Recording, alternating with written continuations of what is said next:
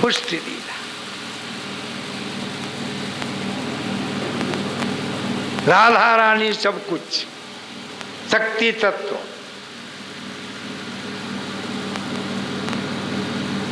लेकिन याद रखना, पुष्टि मार्ग खुला मार्ग, खुला। अगर पुष्टि मार्ग में प्रभु की कृपा हो गई, राधा कृष्ण बस गए, तो कहीं पुष्ट होने के बजाय दुष्ट मत हो जाए, इसका ध्यान रखना पड़ेगा।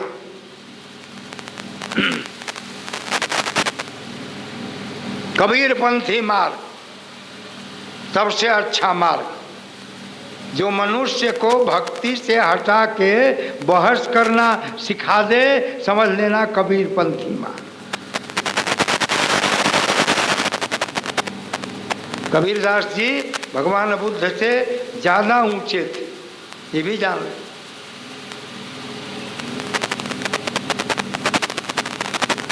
लेकिन मार्ग उनका चेतना शून्य कर दिया सब।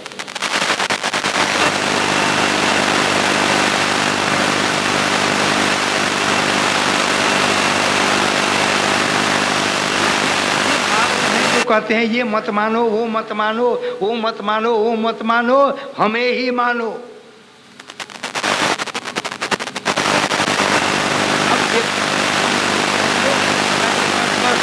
प्रकाश है, वो यहाँ रहता है, ऐसे करता है, वैसे करता है। हमने कई लोगों से कहा कि हमें बताइए, हम साधक आदमी हैं, हम साधना करेंगे, आप मार्ग बताइए।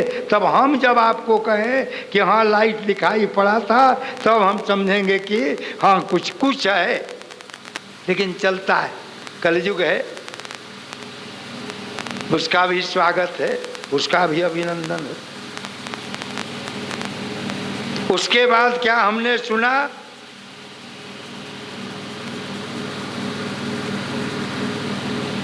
असद वासना लीला, कि बहुत से असत्य चीज मन में आ जाता है, वो उसकी लीला देखा, उसको कैसे दूर किया जाए, कैसे हटाया जाए, हैं? असत देखो, प्रहलाद में और हिरण्यकश्यपु में कोई अंतर नहीं था ना। शायद प्रहलाद से हिरण्यकश्यपु ज्यादा तपस्वी था।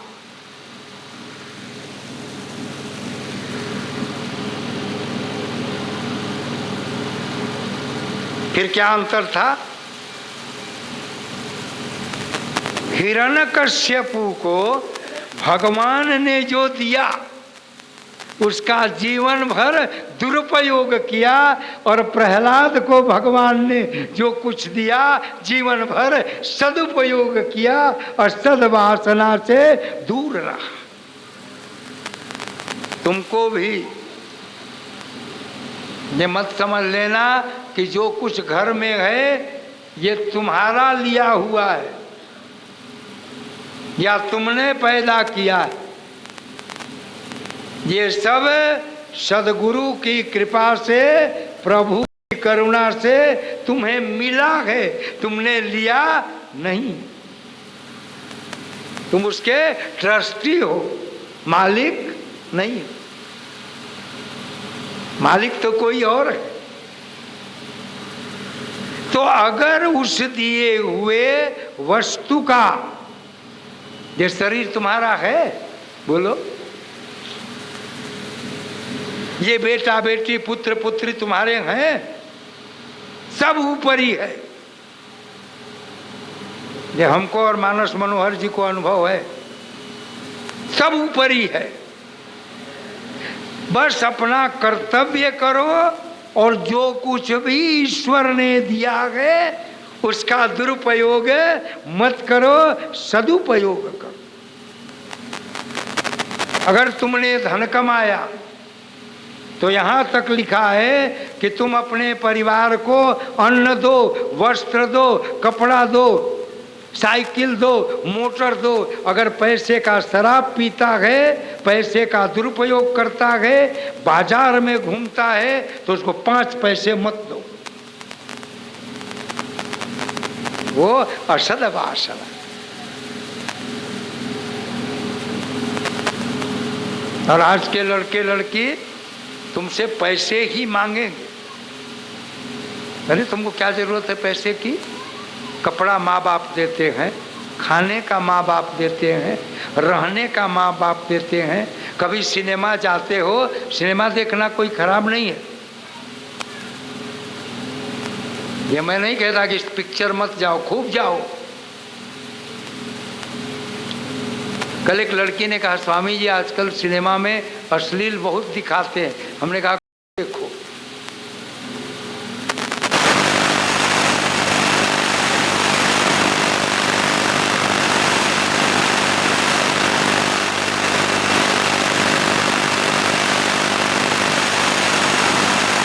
समाप्त कर देता है।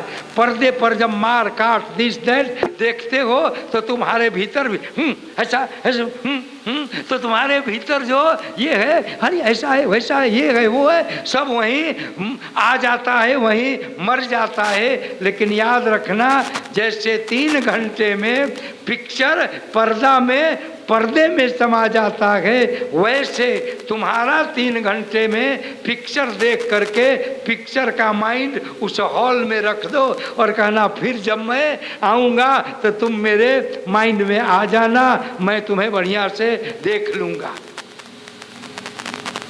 कभी तकलीफ नहीं। लेकिन पर्दे के प्यार को, पर्दे के प्रेम को, पर्दे के वासना को तुम अपने हृदय में ला करके और उसे तुम सड़क पर प्रदर्शित करते हो, यही असत भावना, असत लीला।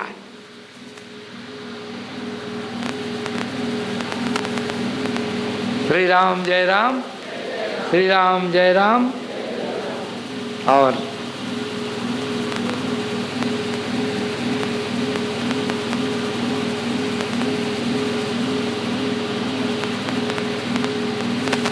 चार प्रकार की आज हमने खोज किया, 4 प्रकार की असत भावना है। असत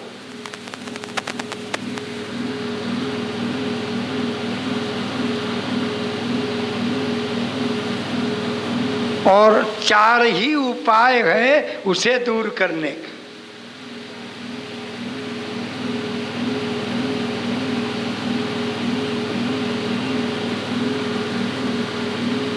एक है दुखद वासना। जब दुख आता है तो दिन रात हम दुख की बात सोचते हैं ना तिवारी जी, उसको बोलते हैं दुखद चिंतन वासना। तो कहता अरे इसका तो बड़ा सरल उपाय है, बहुत छोटी सी दवा है।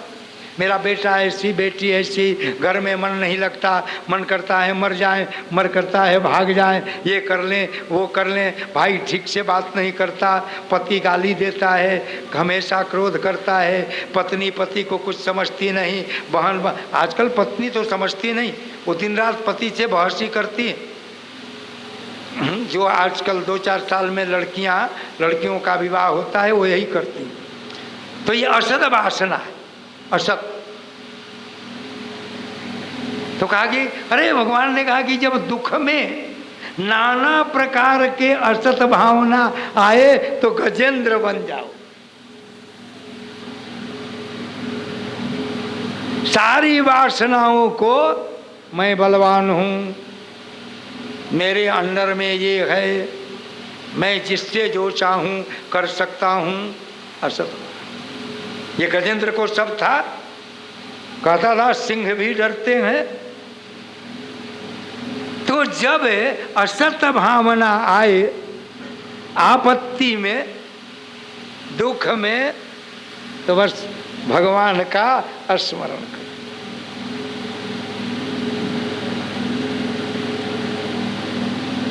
बस कह दो उनसे, वह लगन प्रभु से लगा बैठे, जो होगा देखा जाए। लेकिन लगन तो पहले लगाओ, लगन शब्द है। और इसी लगन से लग्न बना, जिससे विवाह होता है, कब लग्न है, कब मुहूर्त है, ताकि दोनों की जो चेतना है, लड़के की और लड़की की, भावना नहीं, भावुकता नहीं, विचार नहीं, मन का निर्णय नहीं, विचार का निर्णय नहीं, आत्म भावना का निर्णय,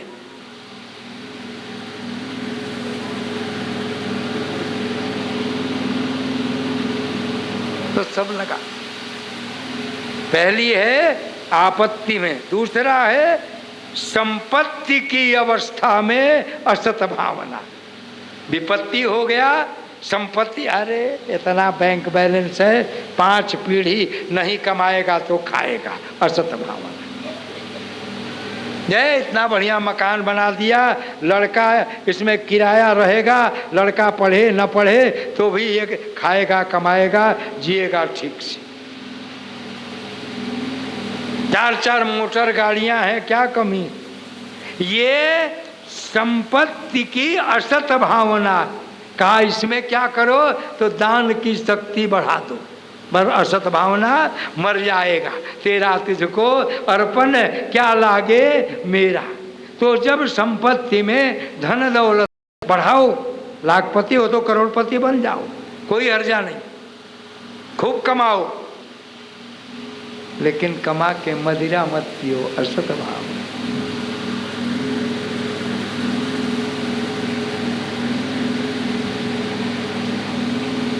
वो तुम्हारे जीवन की चेतना को समाप्त तो कर ही देगा, शरीर में 1000 रोग भर देगा।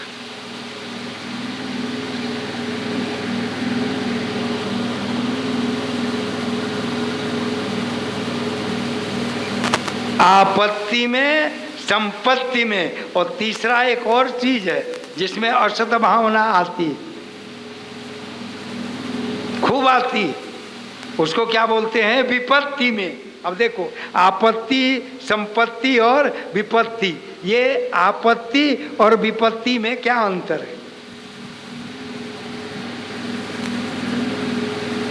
आपत्ति बाहर से आती है और विपत्ति भीतर से उठती। 4 दिन बीमार पड़ गए, अब लगता है मर जाऊंगा, विपत्ति। अब हमको एक दिन डॉक्टर ने कहा कि आपका शुगर इतना है, कहीं आपको लकवा मार दे तब। हमने कहा मार देगा तो सह लेंगे। तब की बात तुम जानते हो, तब कहा ब्रेन हेमरेज होगा तब। हमने कहा या मर जाएंगे या बेहोशी में रहेंगे, और क्या होगा। श्री राम जय राम, श्री राम जय राम। ये विपत्ति, विपत्ति जो भीतर से उठती है। हम उस लड़के से शादी करना चाहते हैं, शादी नहीं हुआ तो मर जाओ। विपत्ति, भीतर से उठने वाली विपत्ति सबको उठती है। आज सुबह में हमें हो रहा था कि भाई अब तो राम आएंगे, कृष्ण आएंगे, ये लोग क्या समझेंगे कि हमने क्या सुना। ये तो बड़ा मुश्किल है। 1:30 बजे रात को उठ के बैठ गया, सोचने लगा 5 भागवत रखा हूं। फिर हमने कहा अरे ये तो भीतर विपत्ति उठ गई। तो भागवत विपत्ति को दूर करता है। अभी 1:30 बजे रात को विपत्ति उठ गई, तो सुबह में ब्राह्मण को मिष्ठान दान देना चाहिए। उठी तो विपत्ति, तो दौड़ के जाके दान दिया।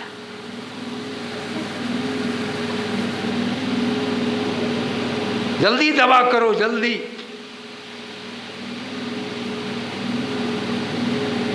फिर मार किया, लेकिन उठी तो 10 मिनट 20 मिनट माइंड को बर्बाद तो किया, आबाद तो किया नहीं। तो जब विपत्ति, नींद नहीं आती है, जब विपत्ति आती है तो रात भर लेफ्ट राइट करेंगे और ध्यान कहीं और रहेगा, दोस्त के पास रहेगा, बदमाश दोस्त। तो जब विपत्ति आ जाए, विपत्ति की अवस्था हो, अरे विपत्ति की अवस्था हो तो शास्त्र अध्ययन, तो उसी समय उठ जाओ। हनुमान चालीसा, शिव चालीसा, रामायण, स्तोत्र पाठ, उसी समय उठ के उसको मारो, थप्पड़ मारो, उसी समय उठ जाओ। जय जय जय हनुमान गोसाई, कृपा करो गुरुदेव की नाई। विपत्ति साला भग जाएगा, 1 सेकंड में भग जाएगा, मिनट भी लगने वाला नहीं है। लेकिन तुम तो रात भर उसी को सोचते हो। उसी समय उठो, उसी समय। मंगो गुरुपद पदुम परागा, सूरज सुभाष सरस अनुरागा, मंगल भवन मंगल हारी द्रव उच्च दशरथ है अजीर बिहारी। उसी समय मेरे पास आने की जरूरत नहीं पड़ेगी तुमको। आज हम दवा दे रहे हैं, बहुत मेहनत से दवा निकाला, कुछ हिस्से और 2 भागवत और है। तुम लोग सोचते हो रात भर सोता हूं, कई मिनट सोचता हूं वो मैं जानता हूं, और सेवा भी तुम्हारी करता हूं। हमारे भगवान तुम ही लोग हो। मेरे प्रधान जजमान अभी तो भगवान है ही, ईश्वर तुल्य जजमान। जजमान देवता है ही। ये तो मैंने बोला, जबरदस्ती नहीं किया, केवल शिष्य चिंतक को ही जजमान के लिए प्रेरित किया। अब तो कल ही भर जिसको बनना है बन जाए, न बनना है मत बनो।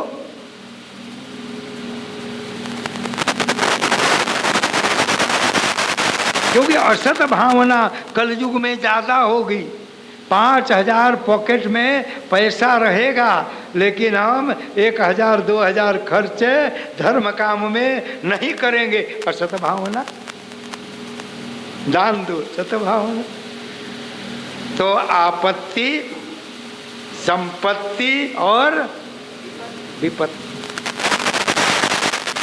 कहीं ये तीनों सर पर आ जाए तब क्या करे? आपत्ति भी, संपत्ति भी और विपत्ति भी, तब क्या करे?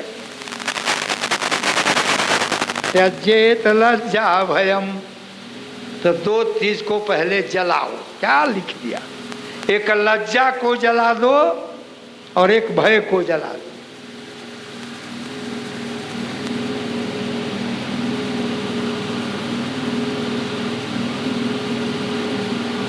ये 2 चीज जला दो। लज्जा त्रय, 3 प्रकार की लज्जा होती है। एक, परिवार क्या कहेगा।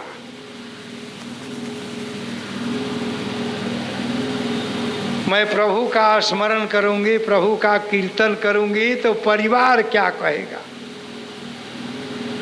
दूसरा, बड़े लोग क्या कहेंगे। और तीसरा, समाज क्या कहेगा। तीनों को जला दो।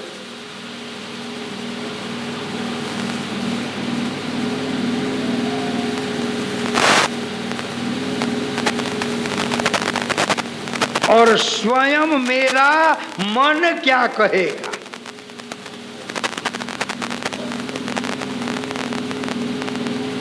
त्यजेत लज्जा भयम, तीनों है तुम्हारे पास। संपत्ति भी है और आपत्ति भी है और विपत्ति भी है।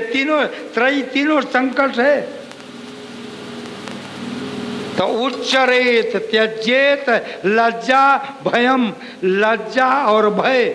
मेरा बाप क्या कहेगा, मेरी माँ क्या कहेगी, मेरा वो क्या कहेगा, मेरा वो क्या कहेंगे। और उच्चरेत, ऊंचे स्वर से प्रतिदिन कीर्तन करो। प्रभु का नाम बोल के कहो, बोल के कीर्तन करो। न आपत्ति आएगी, न विपत्ति आएगी और न संपत्ति का संकट आएगा। जोर से बोलो, कीर्तन करो। और इसी कीर्तन को प्रभुपाद ने दुनिया में फैला दिया।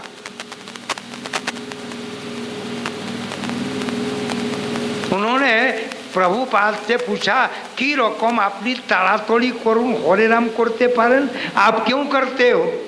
कहा कि किसको संधि कर दो की रतन, इससे बड़ा रतन दुनिया में कोई नहीं है, इसलिए मैं कीर्तन करता हूं। तो इस प्रकार आपने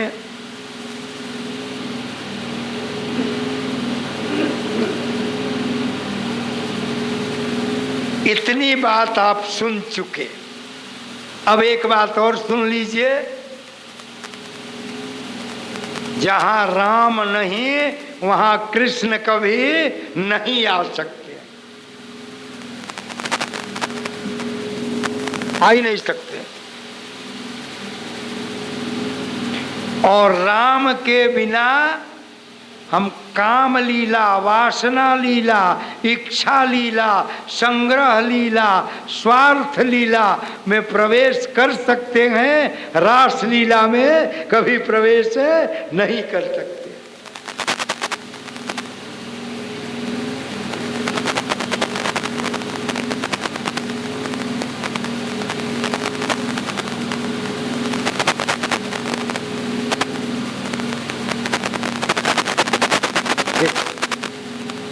दो लीलाएं तुम देखते हो ना, राम लीला और कृष्ण लीला। अच्छा देख के क्या क्या सोचते हो, वाह वाह कह के चले आते हो, लेकिन दोनों लीलाओं में एक बड़ा सूक्ष्म अंतर है। राम की लीला अनुकरणीय है। श्री राम जय राम, श्री राम जय राम। राम की लीला बोलो अनुकरणीय है और कृष्ण की लीला चिंतनीय है। चिंतन कुछ राम के लीला में सोचता नहीं है, उसके अनुसार करना है। और कृष्ण की लीला में पहले चिंतन में उतारो, फिर उसमें प्रवेश करो। और बिना आदर्श जीवन के चिंतन संभव नहीं है। और राम आदर्श के अवतार हैं। आदर्श के बाद रास लीला प्रभु में प्रवेश करने का मार्ग है।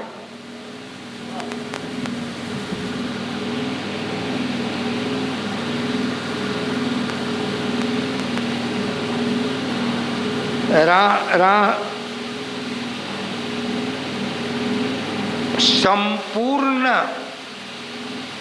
मानव समाज के नियम को की रक्षा के लिए, केवल रावण के वध करने के लिए नहीं, भगवान श्री राम मर्यादा पुरुषोत्तम बन के आए। दोनों पुरुषोत्तम है, राम मर्यादा पुरुषोत्तम और कृष्ण लीला पुरुषोत्तम। दोनों पुरुषोत्तम है, माने पुरुषों में उत्तम है। लेकिन क्या है, श्री राम जय राम, राम मर्यादा पुरुषोत्तम और कृष्ण लीला पुरुषोत्तम।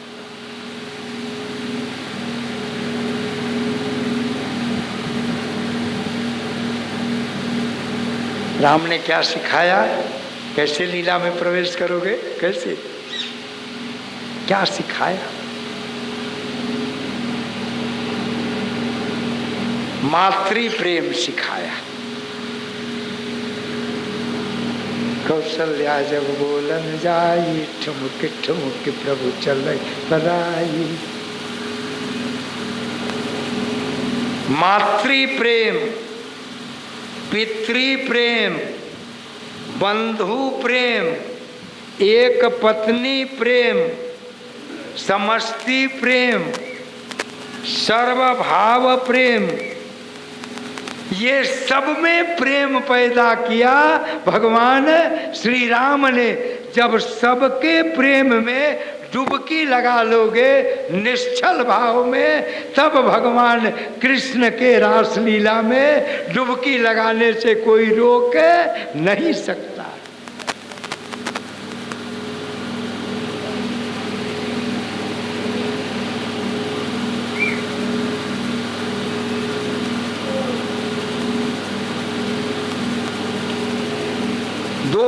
व्यक्तित्व हैं। राम के व्यक्तित्व को पहचानना आसान है, आराम से जान सकते हैं, लेकिन कृष्ण के व्यक्तित्व को पहचानना आसान नहीं है। राम के आदर्श पर चलना कठिन है और कृष्ण के व्यक्तित्व को पहचानना कठिन।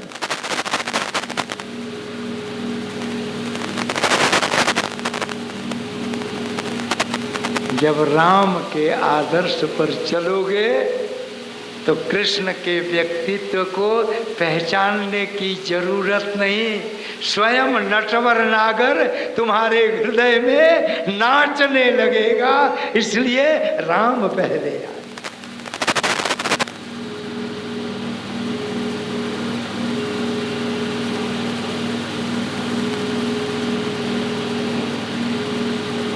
आप जानते ही हैं कि सत्यव्रत जी आए मनु के वंश में। 2 वंशों की बहुत मर्यादा है, सूर्य वंश और चंद्र वंश। उसकी व्याख्या नहीं करेंगे।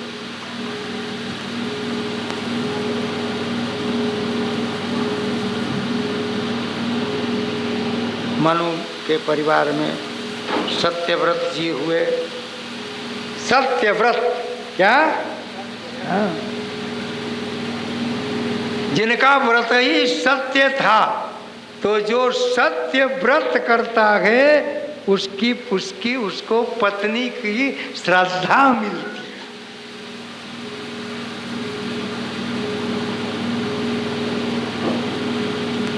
तो श्रद्धा से विवाह हुआ।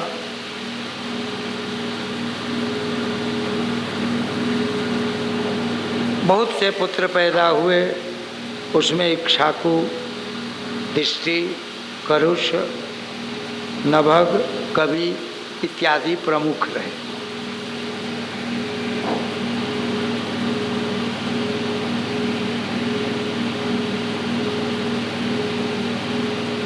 उनमें एक यज्ञ के विशेषज्ञ हुए जिनका नाम था मरु। कहा कि चलो नारद जी को बुलाओ, पूछो किससे यज्ञ कराएं, कैसे यज्ञ कराएं। नारद जी आए। नारद ने कहा बृहस्पति के छोटे भाई, श्री राम जय राम, श्री राम जय राम, श्री राम जय राम। बृहस्पति के छोटे भाई समवर्त को बुलाइए, क्योंकि अभी उससे बड़ा नैष्ठिक ब्राह्मण कोई है नहीं। आए, बुलाया।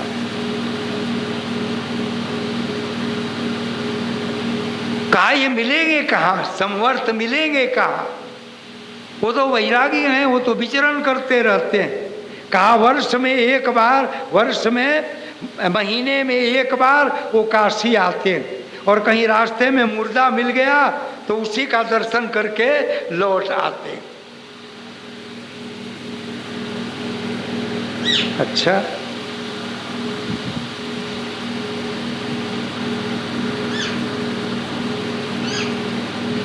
एक मुर्दा लेकर के पहुंच गए राजा। देखिए धर्म के लिए कितना पहुंच गए। उधर से बृहस्पति के भाई चले, देखा मुर्दा है, और राजा छुप गए। मुर्दा है, अरे अच्छा। लौटने लगे तो पैर पकड़ लिया। कहा प्रभु आप ही के आचारत्व में, आप ही के गुरुत्व में हम यज्ञ करना चाहते हैं। क्या करें यज्ञ के नाम पर? तो कहा कि अच्छा देखो हमारे बड़े भाई आएंगे और कहीं वो कहेंगे कि हम यज्ञ कराएंगे तुम्हारे धन दौलत संपत्ति को देख करके, तब कहा कि नहीं, मैं उसे स्वीकार नहीं करूँगा।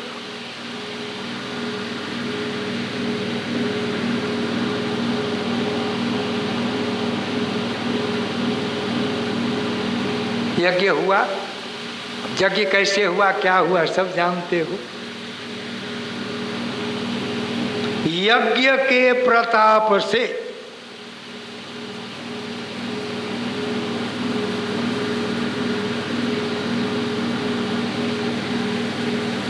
उनके कुल में अम्बरीश पैदा हो। अम्बरीश की कथा आप सब जानते हैं। अम्बरीश पैदा, अम्बरीश जानते हो कौन थे? उनको शास्त्रों ने मर्यादा भक्ति का आचार्य का। श्री राम जय राम। अम्बरीश कौन थे बोलो? मर्यादा भक्ति के आचार्य थे। भक्ति भी मर्यादा के साथ करो, मर्यादा में करो, मर्यादा के लिए करो, मर्यादा के से अलग हटके भक्ति मत करो। इसके प्रतीक हैं अम्बरीश। प्रतीक ये है भागवत। रस निकाल के परीक्षित जी को दे रहा है कि परीक्षित अब सजग हो जाओ। तनिक भी इच्छा शक्ति की छाया, इच्छा शक्ति की छाया को वासना कहते हैं। केवल भोग को, संभोग को, विलास को, कामदेव के आगमन को वासना नहीं कहते हैं। कामदेव तो विष्णु का पुत्र है। वासना कहते हैं इच्छाओं का अनंत लाइन लग जाना, वो वासना है। कहीं ऐसा मत समझ लो अगर काम केवल वासना होती तो विवेकानंद जी एक बारात में गए, बड़े खुशी होके गए, प्रसन्न चित्त से गए, भगवान का नाम लेते गए। जब उस बारात में गए तो एक वेश्या नाच रही। मन ही मन बड़ा क्रोधित हुए और क्रोध में बारात में न बैठ के ऊपर के कमरे में जाके बैठ गए और मन में असत भावना बोलो आने लगी। कहाँ फंस गया, क्यों आ गया? ये वेश्याओं का जमात, 5-5 वेश्याएं, नाचने वाले, गाने वाले। मैं स्वामी राम कृष्ण का शिष्य, मैं यहाँ क्यों आ गया? अब जाऊं कैसे? लड़की को देखा नहीं, आशीर्वाद नहीं दिया। संत थे ना तो दूसरी भावना भी आती गई। तब तक वो वेश्या हारमोनियम लिया और जब शुरू किया कि मौसम कौन कुटिल खल काम,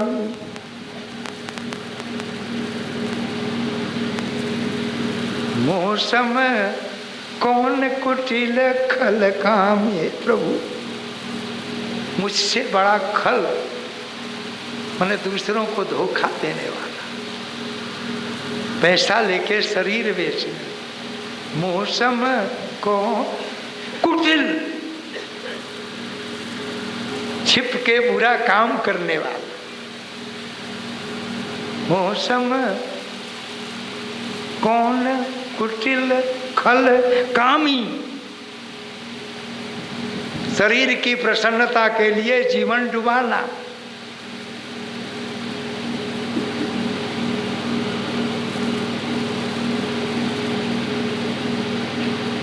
निशिदिन सोचत दुर्भावन में, ऐसो नमक हरामी, मौसम कौन कुटिल खल कामी।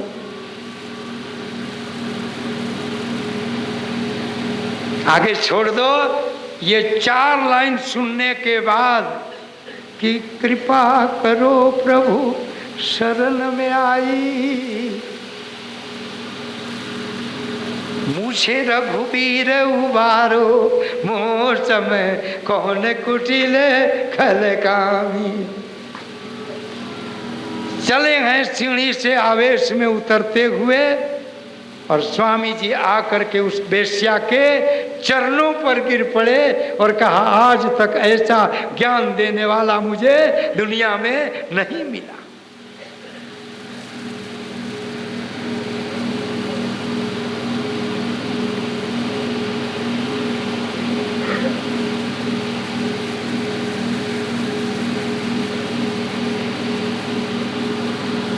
यज्ञ के प्रभाव से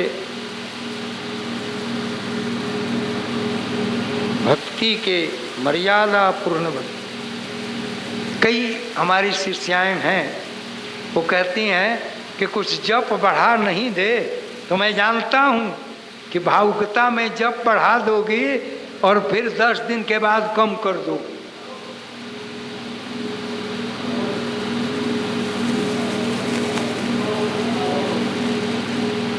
कई लोग हैं जो 12 बजे 1 बजे 3 बजे पूजा करते हैं, ये मर्यादा भंग है भक्ति।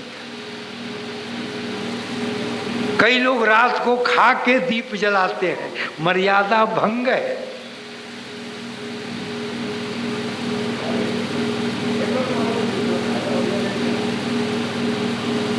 अम्बर ऋषि सिखाते हैं मर्यादा अनुसार पूजा करो, जो नियम बना दिया गया है उसके अनुसार पूजा करो।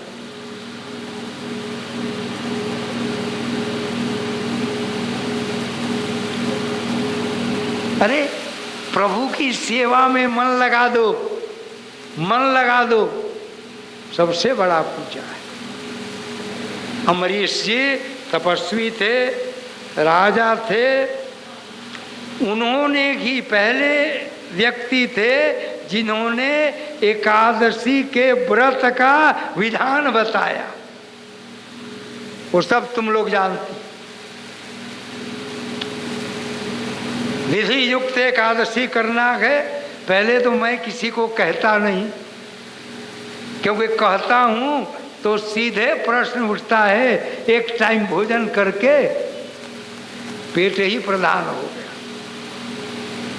पहले ही होता है इसको तो सहा नहीं जाता, इसको तो भूख लग ही जाती है। अरे भूख लग जाती है तो 2 किलो दूध पी लो, 2-4-10 केले खा लो, क्योंकि इतना जान लो कि अन्न खाने से शरीर शक्तिवान नहीं होता है,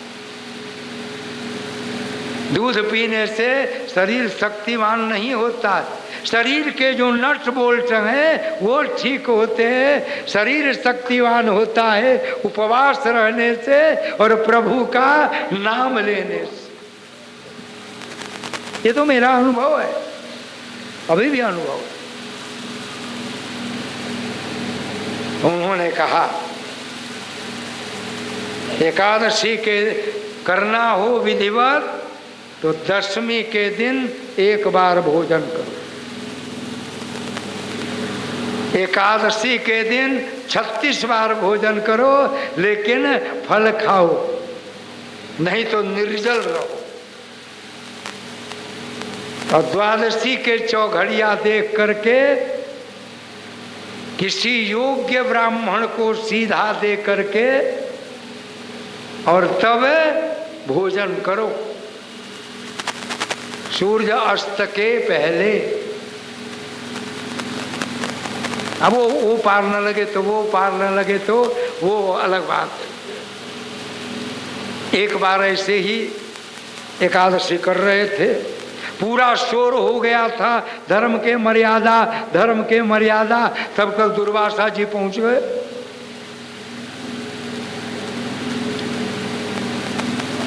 क्यों? मर्यादा की परीक्षा होती है। सत्य कर्म परीक्षाभ्याम असतः नाक्षी परीक्षा, प्रत्येक सदकर्म की परीक्षा होती है और असत कर्म की परीक्षा नहीं होती।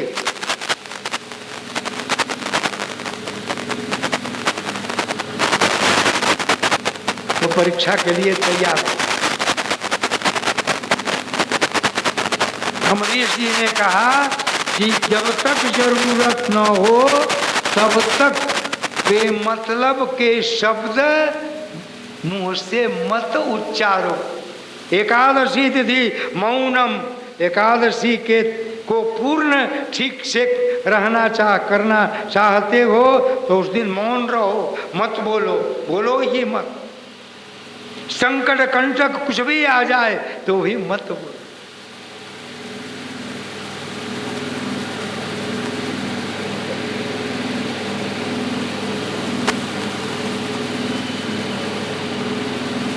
आप जानते ही हैं दुर्वासा ऋषि आए तो अम्बरीश जी का तो वो था, कहा कि बस बस आज आए हैं, आज पारना है, द्वादशी का पारना है।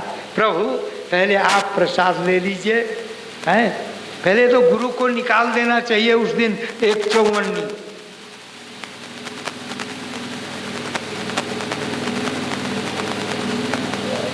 तो भोजन कर लीजिए, बड़ी कृपा होगी। और दुर्वासा तो दुर्वासा, मर्यादा भक्ति की रक्षा प्रभु कैसे करते हैं देखो। दुर्वासा जी ने कहा कि मैं स्नान करके आ रहा हूं। अब वहां पंडित लोग, ये है ना पंडित लोग, अब इन चारों पंडित को हमें श्लोक मार्क करके देना पड़ेगा कि ये आप रट जाइए। ये हमारे हैं ना अपने आत्मिक, कब कहाँ किस श्लोक की जरूरत है, वही तो मर्यादा भक्ति।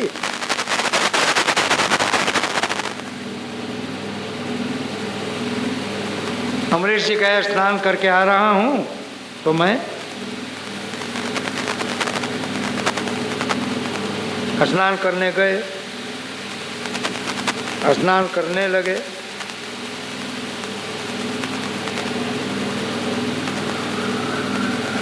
दुर्वासा के हाथ में दो चीज हमेशा रहता था, क्योंकि वो हेड एग्जामिनर थे। बहुत से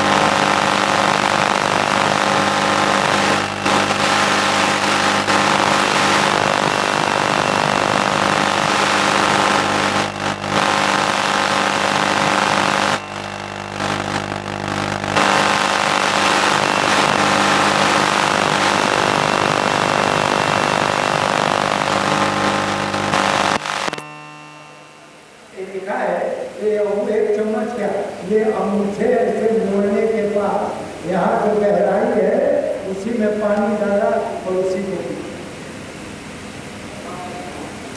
दुर्वासा ऋषि आ गए। योग बल को उठाई उन्होंने, योग बल से देखा कि ये जल किया। ब्राह्मणों ने कहा वो जल ओठ पर भी सूख गया, कंठ में नहीं गया, क्योंकि अंगूठे में तो आधे बूंद से आधे बूंद भी पानी नहीं आता। नहीं,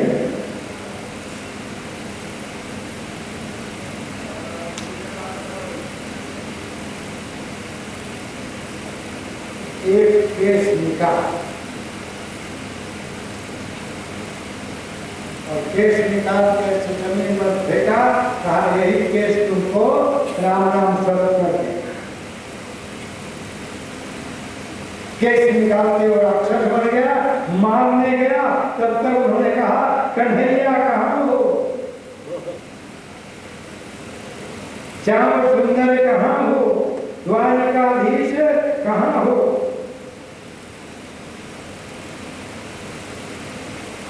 भगवान सोचे अभी तो रक्षा करनी है, मैं जाके क्या करूं।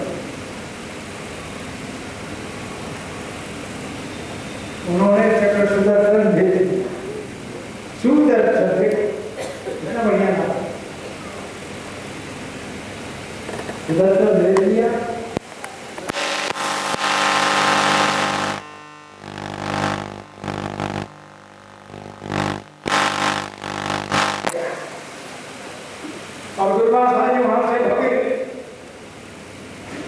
और सुदर्शन मर्यादा देखो, सुदर्शन पीछे पीछे चल रहा है, अगर वो चाहता तो 1 मिनट में गला काट देता, लेकिन कहा कि नाना अमरीश को धर्म के हित ज्ञान में गलती से गलती हो गया।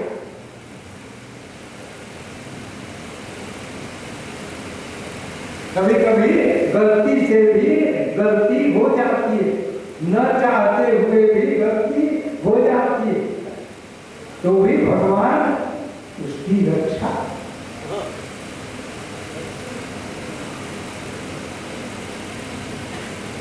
बेचारे ब्रह्मा जी के पास गए,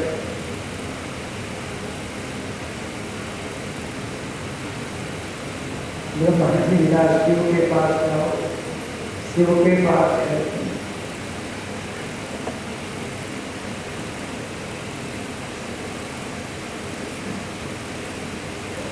शिव ने कहा विष्णु के पास जाओ, विष्णु के पास गए, विष्णु ने कहा अभी तो मैं वैकुंठ में हूं ही नहीं, मैं तो राजा अमरीश के हृदय में बैठा। ये सुदर्शन उसी को दर्शन होता है, सुदर्शन जिसका हृदय भक्ति से भरा हुआ है, उसी को सुदर्शन का दर्शन होता है। ये सुदर्शन अमरीश तक जाएगा और आप जाके अमरीश से क्षमा मांगिए, तब ये सुदर्शन आपके पास से हटे।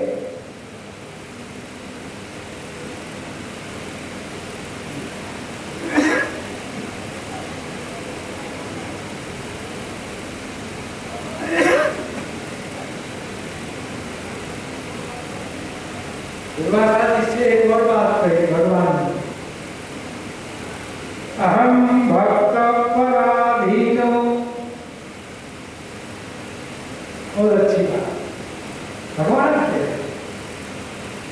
कि मैं स्वतंत्र हूं।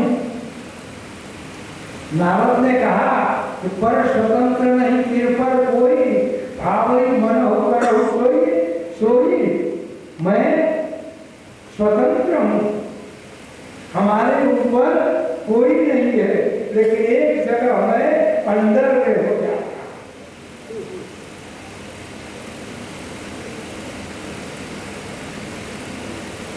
विचित्र बात, स्वतंत्र भी है और परतंत्र भी है। क्या स्वतंत्र भी और परतंत्र,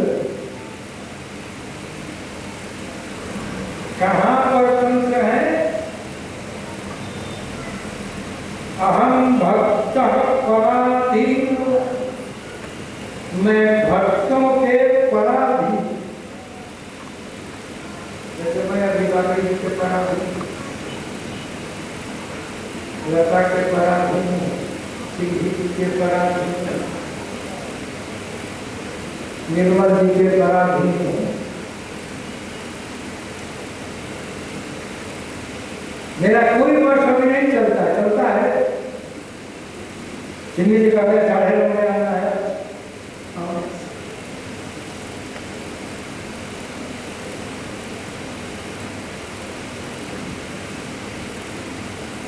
मुझे कहते में 1 घंटा ले जाऊंगी। अच्छा, अहम भक्त पराधीन, राष्ट्रतंत्र इसमें देश मात्र भी हम स्वतंत्र नहीं है।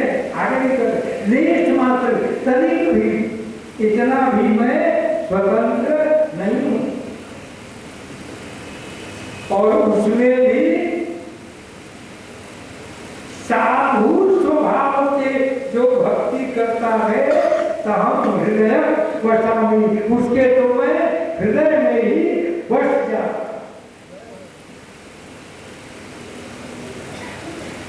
सच्चिदानंद भगवान की जय। क्या करूं? भक्त प्रेम, प्रेम बस एक ही मंत्र सूत्र मेरा है कि मैं भक्तों से प्रेम करता और भक्त मुझसे प्रेम करते, मैं श्याम बन जाता और भक्त गोप और गोपी बन जाते और दोनों का हृदय मिश्रित हो जाता और तब गोपी और श्याम, गोपी और नटखट कन्हैया ये अलग नहीं नाचते हैं, कृष्ण उनमें है और वो मुझ में है, हम दोनों एक होके रासलीला करते हैं, दो होके रासलीला नहीं करते। बोलो वृंदावन।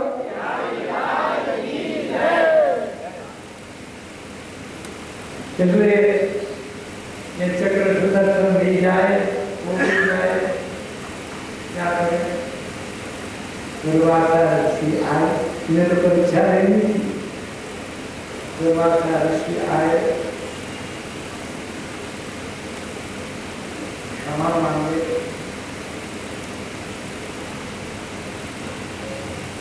जब पैर छूने लगे तो दुर्वासा ऋषि साष्टांग गिर गए। कहा पहले आप मुझे क्षमा कीजिए।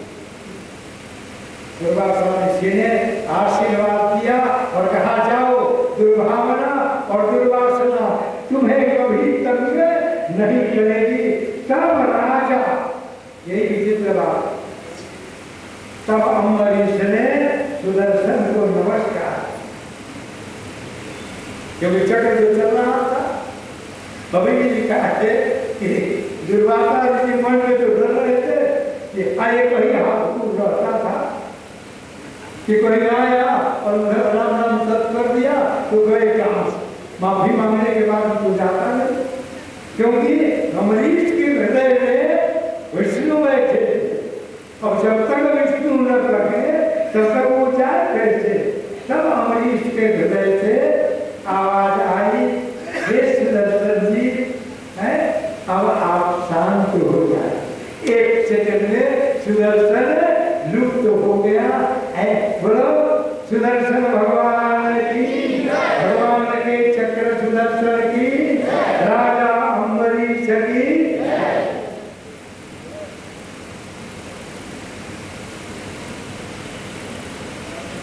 ऐसे उपदेश करते करते उस कुल में राजा सगर हुए। सगर के परिवार में अंशुमान हुए।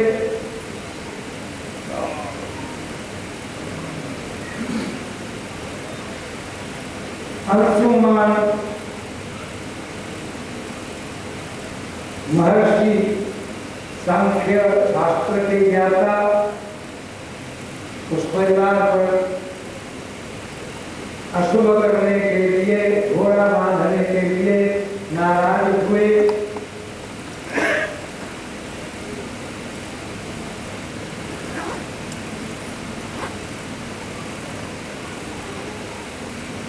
गंगा के प्रसन्न हुए बिना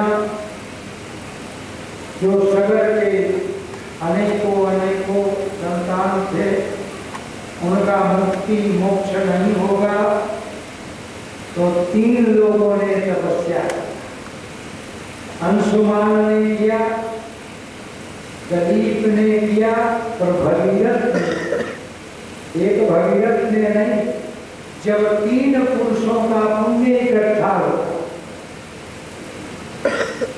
पुण्य किसे कहते हैं और पाप किसे कहते हैं? दिन रात हम लोग सुनते हैं पुण्य करो, पाप मत करो, ये करो, वो करो, लेकिन है क्या? राजा पृथु बताते, जिस कार्य को करने से व्यक्तित्व ऊपर उठता है उसे पुण्य कहते हैं, और जिस कार्य को करने से व्यक्तित्व नीचे गिरता है उसे पाप।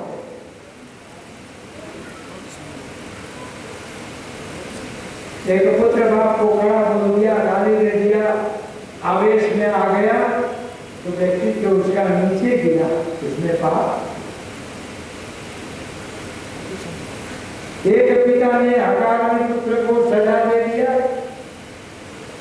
गलती नहीं, लड़की को घर से निकाल दिया कोई गलती नहीं, तो आप व्यक्तित्व लिखिए।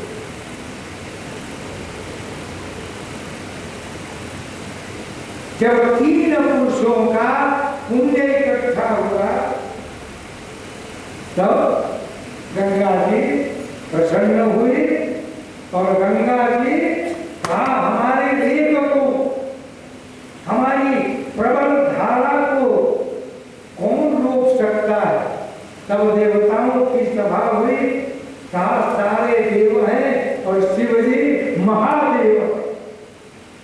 महादेव ने से अपनी जटा में रोक दिया और एक गंगा जी का एक धारा चरण से होके जटा में गया।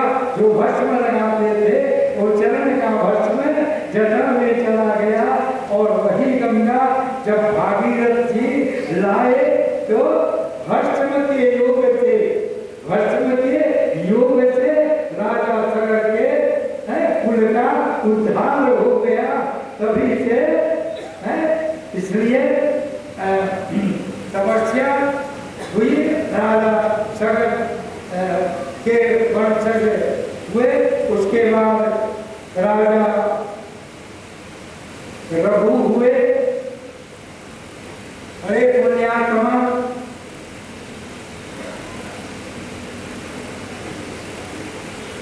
फिर अज हुए,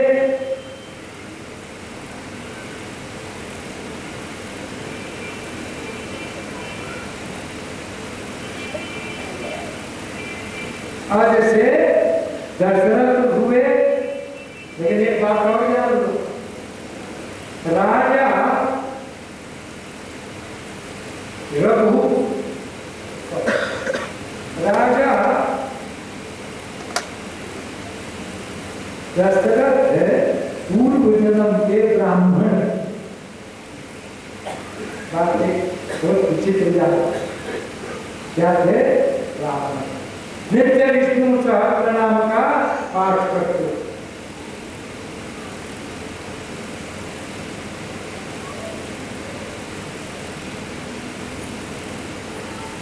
प्रतिदिन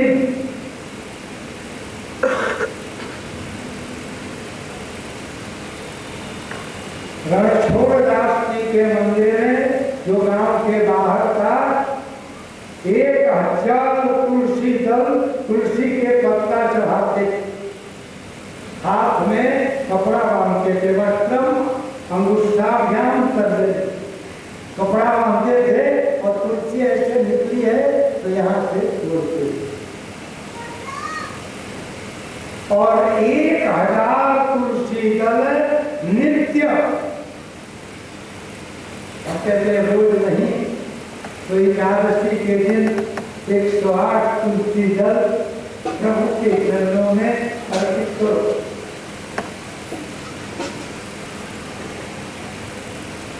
तुलसी दल आंगन में, घर में लगाओ और बस वही वो भोजन करके प्रसाद चढ़ा के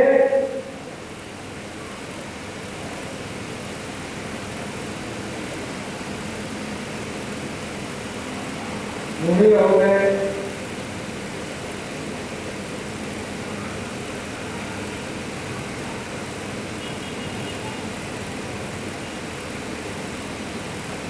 सबके ज्ञान को जानने वाले, एकत्व प्रकाशेन सबके हृदय में प्रेम के प्रकाश को पैदा करने वाले, मद ज्ञानमय, जो प्रत्येक हृदय के मद के अज्ञान को विनाश करने वाले सुखदेव ऋषि नमस्तु। ऐसे सुखदेव ऋषि अपने तप भाव से, अपने निर्विकार भाव से, नग्न भाव से, दिगंबर भाव से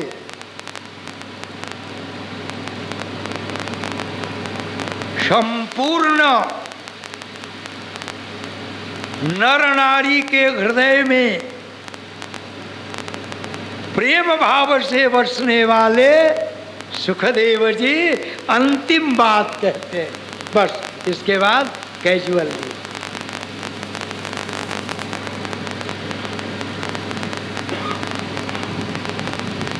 दो बार भगवान का नाम ले लो। हरे कृष्णा कृष्णा कृष्णा हरे हरे,